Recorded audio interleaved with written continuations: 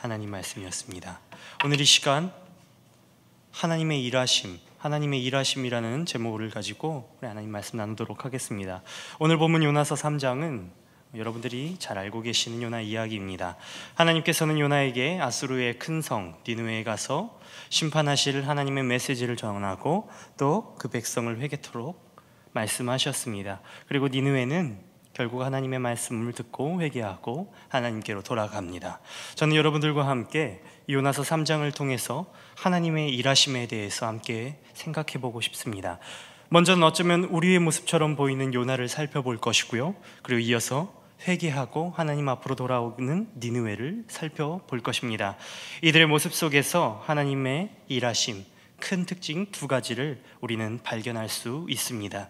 하나님의 일하심이 이 시간 이곳에 모여 말씀 듣는 주의 자녀들의 삶 속에서 동일하게 경험되길 주님의 이름으로 간절히 소망합니다. 첫 번째는 하나님의 일하심, 첫 번째 특징입니다. 바로 의외성입니다. 여러분들이 생각하시기에, 여러분들이 기억하시기에 가장 듣기 힘든 설교가 무엇입니까? 준비가 되지 않은, 충분히 묵상이 되지 않는 설교자의 설교일까요? 아니면 이해가 되지 않는 어려운 설교일까요?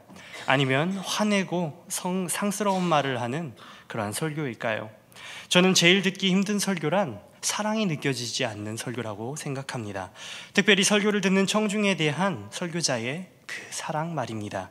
사랑이 없으니 듣는 이에 대한 아무런 이해가 없고요, 그리고 듣는 이들은 마치 거지가 한 푼 적선받는 것처럼 모멸감이 드는 그런 무례한 설교를 말입니다. 하나님께서는 하나님의 말씀을 통해서, 설교자의 입술을 통해서도 일하십니다. 그런데 과연 그러한 무례한 설교에서도 하나님은 일하실까요? 그런 설교를 통해 과연 믿는 자들이, 믿지 않는 자들이 변화될 수 있을까요? 그런데 오늘 우리가 읽은 본문 요나서 3장에는요, 정말 그 어떤 악한 사랑 없는 설교자의 설교보다도 더 못되고 무례한 요나에 대해서 이야기합니다. 요나는 우리가 알다시피 니느웨로 가라는 하나님의 말씀을 어기고 다시스로 향하였습니다. 그리고 큰 풍랑을 맞아 이제 물고기에 먹혔죠. 그리고 물고기 뱃속에서 하나님 살려주십시오 라고 한 기도가 바로 우리가 읽은 본문 3장 이전에 나오는 요나서 2장의 말씀입니다. 그의 기도를 듣고 하나님의 구원하심으로 이제 세상 밖으로 나온 요나가 하나님의 말씀을 듣고 이제는 정말 니느웨로 간 것입니다. 갖은 고생을 하고, 아니 거의 죽다가 살아난, 하나님의 은혜로 살아났으면 이제 하나님 말씀에 순종하고 받은 은혜를 겸손하게 니느웨 사람들에게 전해야 되는 것이 하나님의 말씀을 받은 자로서의 바른 도리인 것 같은데, 우리가 읽은 본문 말씀 요나서 3장에 등장하는 요나를 보면요, 약간 이상함을 느낍니다. 3절 말씀을 우리가 함께 보겠습니다. 요나가 여호와의 말씀대로 일어나서 니느웨로 가니라. 니느웨는 사흘 동안 걸을 만큼 하나님 앞에 큰 성읍이더라. 니느웨는 멸망전 아수르의 마지막 수도가 될 만큼 이 아수르라는 나라에서 큰 성읍 중 하나였습니다. 여기서 사흘 동안 걸을 만큼이라는 성경의 표현은요, 사흘 동안 걸어야 될 만큼의 긴 거리도 말하지만 보다 짜임새 있고 규모가 있는 도시라고 우리가 이해할 수 있을 것입니다. 그런데 이 니느웨에 가서 하는 요나의 행동이 이상합니다. 4절 말씀입니다. 요나가 그 성읍에 들어가서 하루 동안 다니며 외쳐 이르되. 걸으면 사흘이나 되는 큰 성읍이랍니다. 그 큰 성읍에 들어가서 요나는 고작 하루 동안 다니며 외쳤습니다.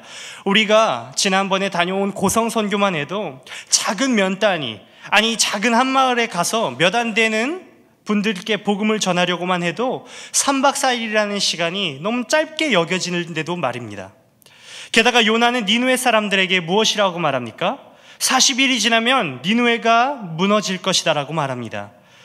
예수님께서 이 세상 가운데에 오셔서 가장 먼저 하신 말씀인 회개하라, 천국이 가까웠다 라는 외침은커녕 저기 밖에서 큰 피켓을 들고 예수 천국 불신 지옥이라고 외치는 사람들보다 어쩌면 더 예의가 없어 보여요.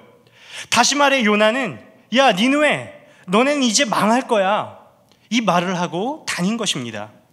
도저히 이해가 되지 않지요. 우리 고성 가서요, 할머니들 머리 염색하고 뜸나들이고 우리 같이 간 아이들의 갖은 재롱을 보여드려도 복음을 잘 듣지 않으셔요. 그런데 고작 하루 동안 다니며 니느웨야 너희 곧 이제 망할 거야 라고 말하는 이 요나의 말을 들으며 니느웨 사람들이 변하겠습니까?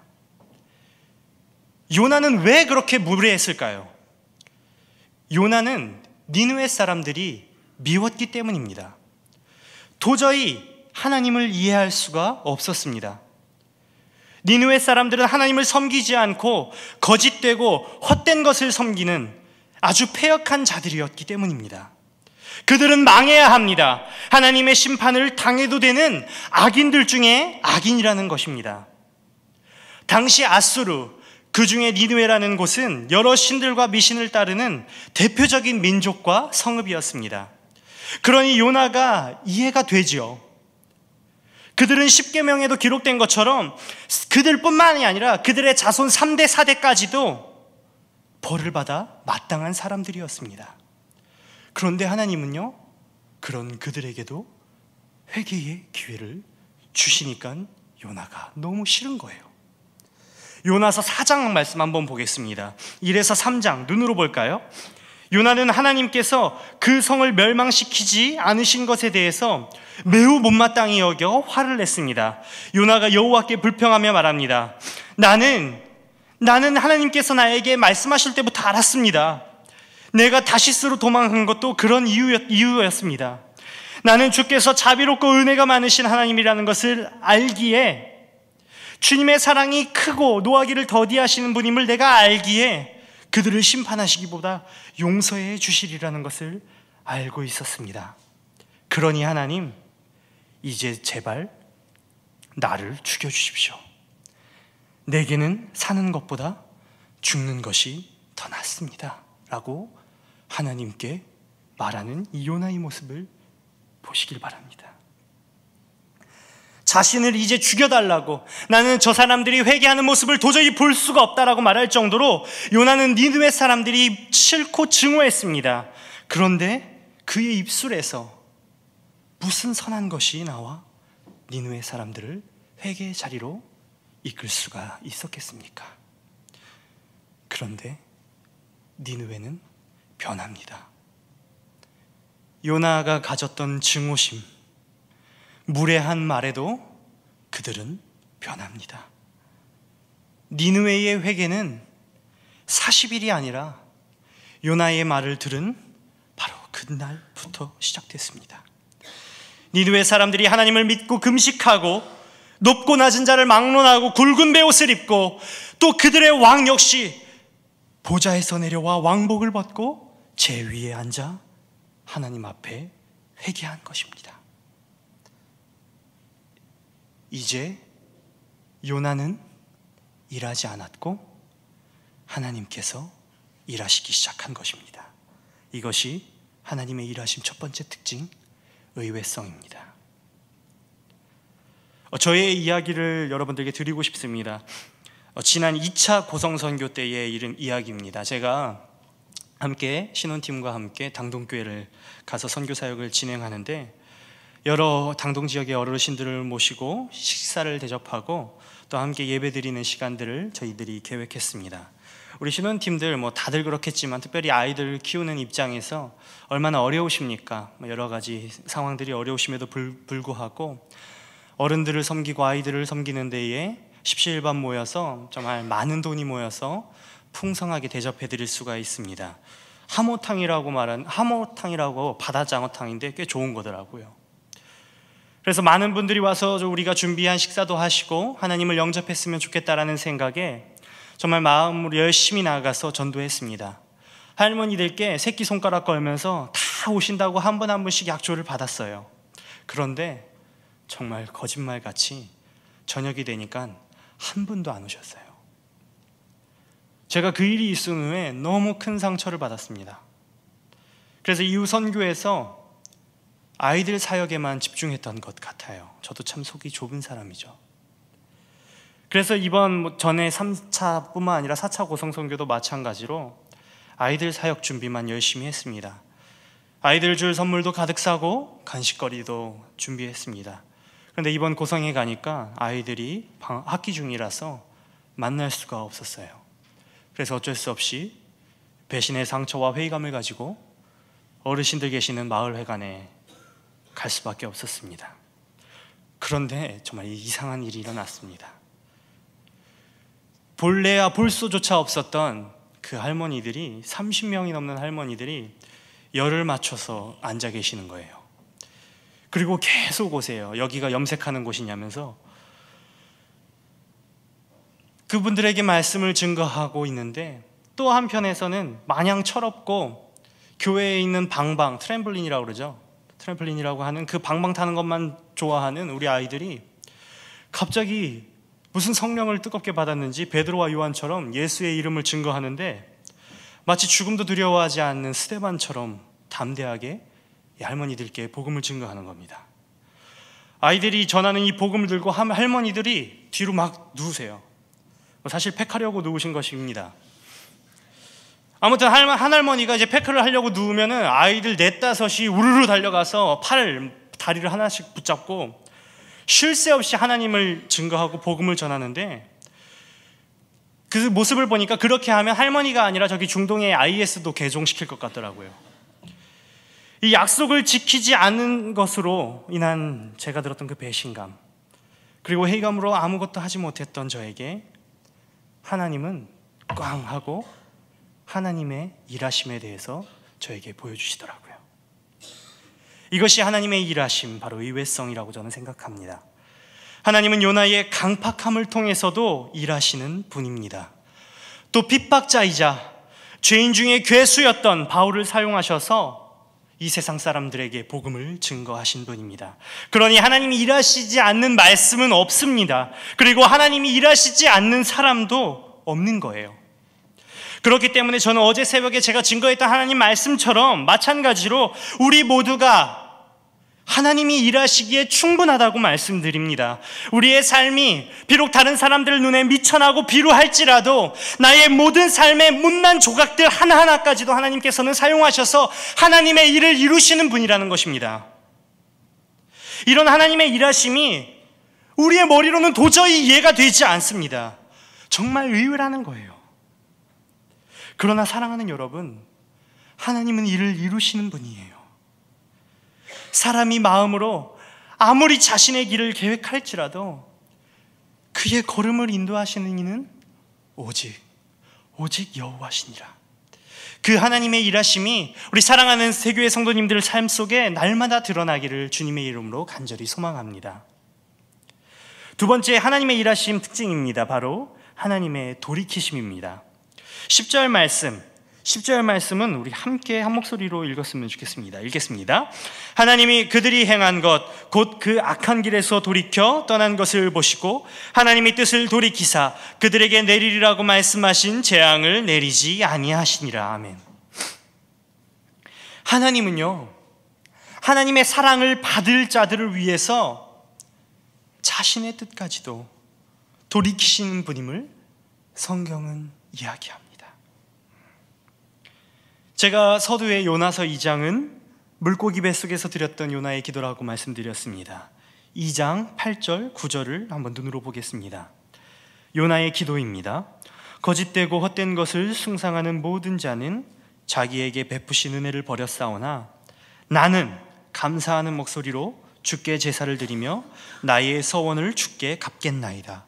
구원은 여호와께 속하였나이다 하니라.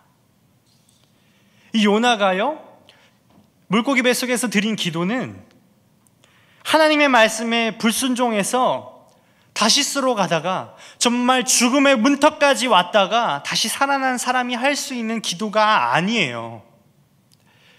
이 장을 요약하면요, 하나님, 저 이방 민족들은 하나님께서 주신 은혜를 버린 우상 숭배하는 자들이에요. 그래도 저는 하나님의 말씀을 받은 자, 하나님께서 구원을 해주시는 분, 감사를 드리는 분 아닙니까? 그래서 하나님께서 서원에 하신 것, 저에게 말씀하신 것, 사명 주신 것 제가 가서 전하겠습니다. 그러니까 저를 살려달라는 그런 기도의 내용입니다. 제가 하나님이면 이 요나 살리지 않습니다. 기가 막히죠. 불순종한 요나가, 다시스로 갔던 요나가 자신을 살려달라 말하면서 그 와중에 끝까지 니느웨에 대한 분노를 버리지 못하는 그 교만하고 이기적인 모습을 보면서 하나님께서 요나만을 사용하실 이유가 없습니다. 죽어야 했던 우리를 구원하신 하나님이십니다. 우리 중에 누가 다른 사람에게 아무리 죄가 많은 그 원수들이라 할지라도 하나님이 그들에게 긍휼을 베푸신다고 하나님을 원망할 수가 있겠습니까? 하나님을 이 세상 가운데에서 찬양하는 사람이 아무도 없더라도, 모든 이들이 침묵하더라도 하나님은 돌들이 소리 지르게 하시는 분입니다. 그런데 하나님께서는 자기로 똘똘 뭉친 이 교만한 요나를, 하나님의 마음을 돌이키셔서 다시 살려주십니다. 그리고 다시 사명을 주세요. 니느웨로 가시게 만드셨다는 말입니다. 이 요나에게 하신 하나님의 돌이키심이 자기로 범죄한 자들에 대한 돌이키심이라면, 두 번째로 하나님의 돌이키심은 잘못된 믿음과 신앙생활에 대한, 니느웨에 대한 돌이키심입니다. 제가 앞서 말씀드린 것처럼 이 아수르, 니느웨는 여러 신을 믿었던 자들이었기 때문에 하나님에 대해서 이스라엘처럼 바르게 회개하고 또 바르게 믿을 수가 없었습니다. 마치 예수 그리스도의 그 복음이 우리에게 전해졌을 때에, 우리나라에 전해졌을 때에 우리나라 사람들이 그 복음을 서양 민족들이 믿던 것처럼 바로 그렇게 믿지 못했던 거와 비슷한 맥락이라고 보시면 될 것 같습니다. 물론 니느웨 사람들이, 우리나라 사람들이 그랬던 것처럼 이스라엘 사람들이 하나님을 섬겼던 모습을 따르고 있음은 분명 성경에서도 등장합니다. 그들은 금식을 선포했고요, 회개하기 위해 굵은 베옷을 입고 제 위에 앉아 하나님께 회개하는 모습을 보여줍니다. 하지만 그들의 깊숙이 박혀있는 미신적인 그러한 신앙 때문에 동물들까지도 금식하고 동물들까지도 베옷을 입히게 하는 등 이런 잘못된 미신에 근거한 이 신앙 모습도 발견할 수가 있습니다. 하지만 하나님은요, 그들의 잘못된 신앙, 지식의 부족함으로 인해서 제대로 회개하지 못했던 그런 모습들을 보시고 그러한 모습들에 대해서 그 가운데에 니느웨의 진심을 하나님은 보셨습니다. 그 악한 길에서 돌이켜 떠난 것을 보시고 심판하시리라 뜻하신 그 하나님의 뜻을 돌이키셨다라는 말입니다. 그분의 일하심 속에서 우리는 하나님 자신의 뜻까지도 돌이키시는 하나님을 발견하게 됩니다. 이 하나님의 돌이키심을